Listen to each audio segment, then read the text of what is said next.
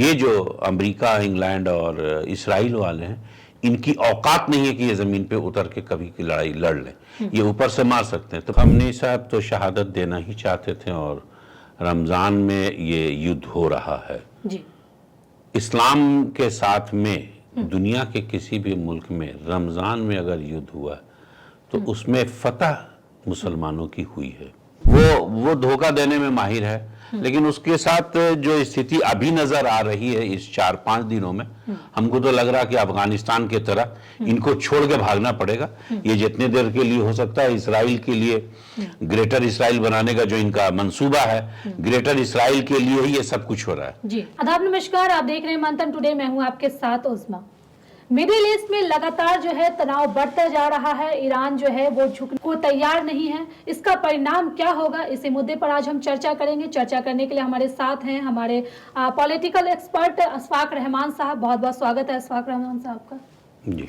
सबसे पहला मेरा सवाल यही रहेगा कि ईरान, इजराइल और अमेरिका युद्ध का परिणाम क्या होगा? परिणाम क्या, सिर्फ युद्ध जहां भी हो, दुनिया के किसी भी मुल्क में हो, युद्ध का परिणाम क्या होता है? विनाश, विनाश, विनाश। इसके अलावा और कुछ नहीं। हर तरफ विनाश होगा। और ये चूंकि मॉडर्न युग है तो इसमें पूरी दुनिया को होगा। चूंकि ये मामला तेल से जुड़ा हुआ है तो पूरी दुनिया में महंगाई, और ईरान और इजराइल के लिए तो हमारे ख्याल से अमेरिका के लिए भी और अरब वर्ल्ड के लिए भी सिर्फ विनाश, विनाश, विनाश, विनाश। अच्छा, तेल की कीमतों में बढ़ोतरी देखी जाएगी जिस तरह से युद्ध अभी भी चल रहे हैं? जाहिर सी बात है। अब समुंदर के उस रास्ते को ही बंद कर दिया गया, स्ट्रेट ऑफ हॉर्मुज़ जिसको कहते हैं, उसको बंद कर दिया गया है। भारत का भी वहाँ से 40% तेल आयात होता है। तो तेल की कीमतों में तो इजाफा होगा ही। भारत को कितना झटका लगेगा इससे?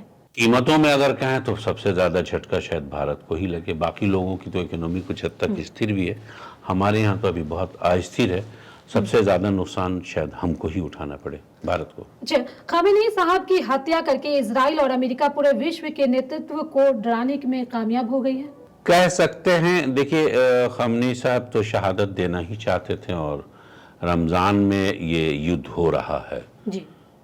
इस्लाम के साथ में दुनिया के किसी भी मुल्क में रमज़ान में अगर युद्ध हुआ तो उसमें फतह मुसलमानों की हुई है।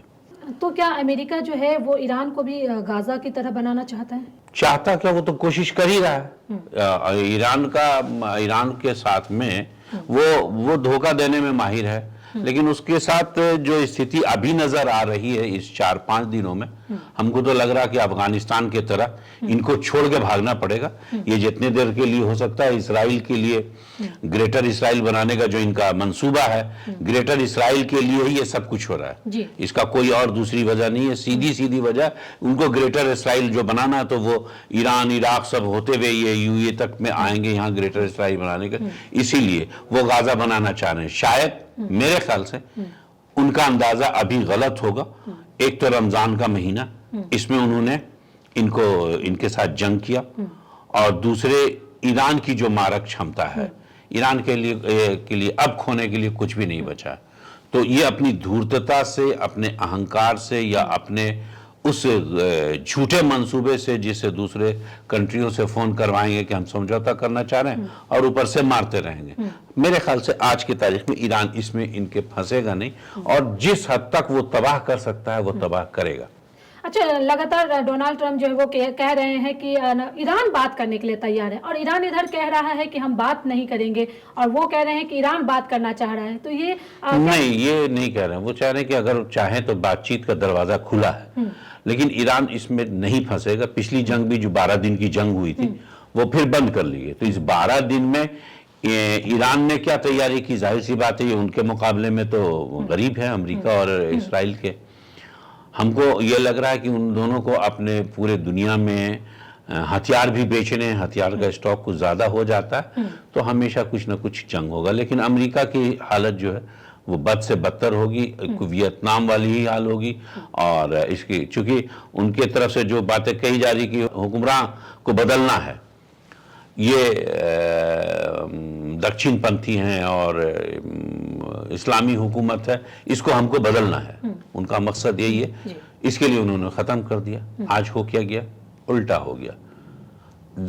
किसी हुकूमत को पलटने के लिए आपको जमीन पे उतरना पड़ेगा, और ये जो अमेरिका, इंग्लैंड और इसराइल वाले हैं, इनकी औकात नहीं है कि ये जमीन पे उतर के कभी की लड़ाई लड़ लें।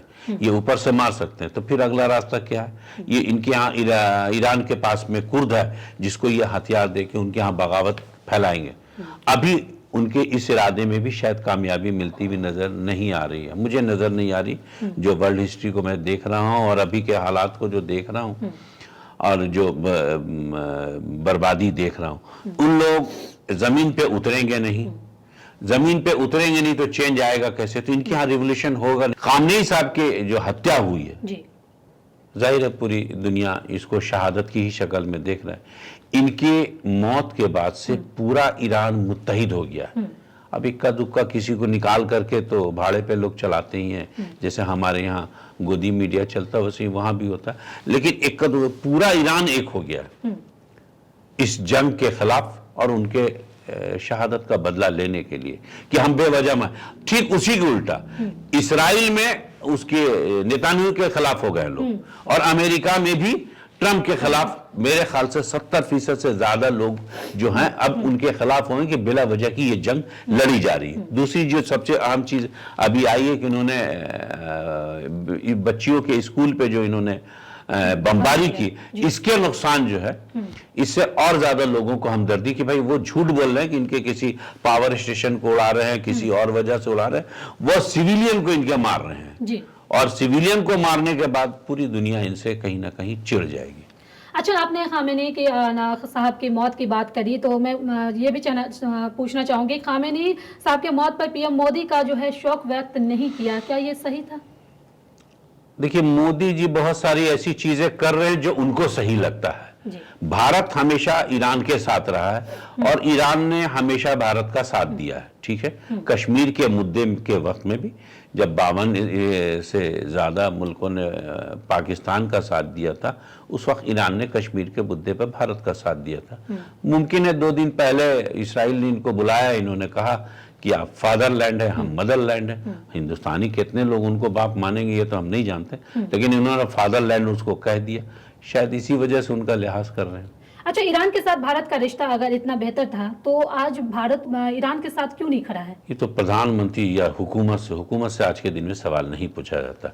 हुकूमत अभी जो है जनता से बहुत ऊपर है, ये और उनसे सवाल करना मेरे ख्याल से तो प्रेस का ही काम है, जाके उनसे पूछे कि वो क्यों नहीं है। लेकिन भारत का जो इतिहास रहा है उसमें हमेशा भारत ईरान के साथ में रहा है। अच्छा, एक और सवाल यहाँ पे लेना चाहेंगे कि जो ईरान जो है जिस तरह से हमला कर रहा है, वो जो है जितना भी मुस्लिम कंट्री है उनको निशाना बना रहा है। वो तो उसका मकसद ही है कि साहब हमको ग्रेटर इसराइल बनाना है। ये ग्रेटर इसराइल बनाने के नक्शे कदम मतलब वो कदम में आगे बढ़ रहा, वो आहिस्ता आहिस्ता बढ़ रहा। इसराइल कोई कंट्री तो है नहीं, तो फलस्तीन है, उनको जबरदस्ती दिया गया। भले आज मोदी जी उनको फादरलैंड कर रहे हैं, लेकिन अटल बिहारी वाजपेयी ने अपनी सरकार में और उससे पहले भी बहुत बड़ी बड़ी स्पीच दी है कि उनको वो जमीन खाली करनी पड़ेगी। जाहिर सी बात है, उनका नहीं हद तो यहाँ ये है कि वहां का आज तक कोई भी प्राइम मिनिस्टर इसराइली नहीं है।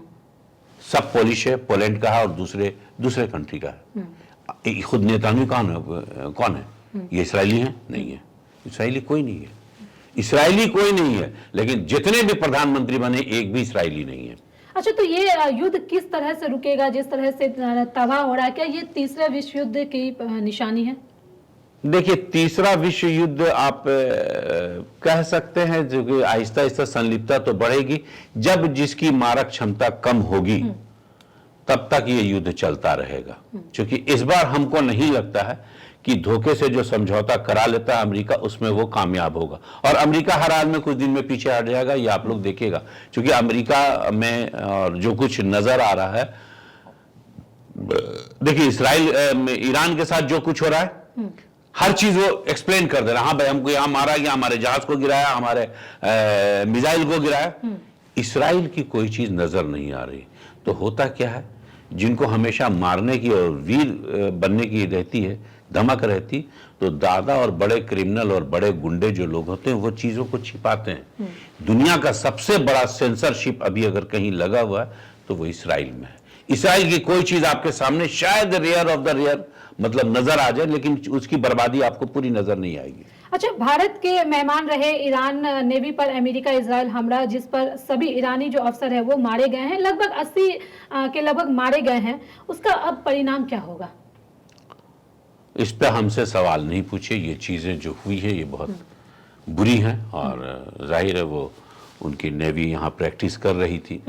इस पे हमसे सवाल नहीं पूछे, हम इसका कोई जवाब नहीं देना पसंद करेंगे। ये हिंदुस्तान मतलब हिंद महासागर के पास में हुआ है तो ना ये एक सब कुछ है भाई। वो हमारे यहाँ महीना भर से ज़्यादा वो हमारे देश में मेहमान थे, यहाँ प्रैक्टिस की और निकलते के साथ अगर मारा गया तो आप समझ सकते हैं कि क्या है और हम किस दिशा में जा रहे हैं। तो इसमें आगे का परिणाम क्या होगा? क्या ईरान इस पर ना फिर मतलब बदला लेने की सोचेगा?